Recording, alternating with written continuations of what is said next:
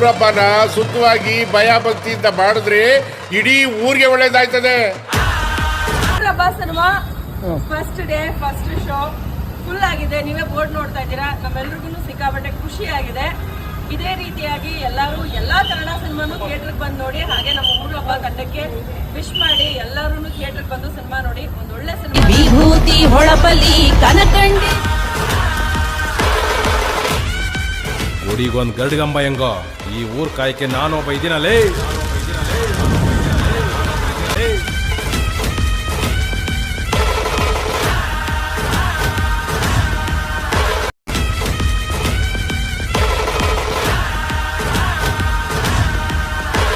Sir, ಗ್ರಾಮೀಣ ಸಂಸ್ಕೃತಿ, ಪ್ರಾಚೀನತೆ, ಸಂಪ್ರದಾಯ ಪ್ರತಿಯೊಂದನ್ನು ಒಳಗೊಂಡಿದೆ.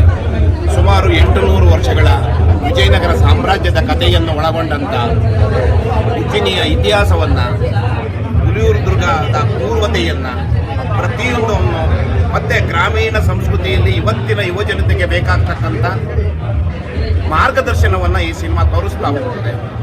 ಯುವಜನತೆ ಮತ್ತು ಗ್ರಾಮೀಣರ ಬದುಕು ಹಸನಾಗಬೇಕಾದರೆ ನಗರೀಕರಣದಿಂದ ಗ್ರಾಮೀಣತೆಯ ಕಡೆಗೆ ಹೋಗಬೇಕು ಅನ್ನೋದು ಇದರ ಉದ್ದೇಶ ಆಗಿದೆ.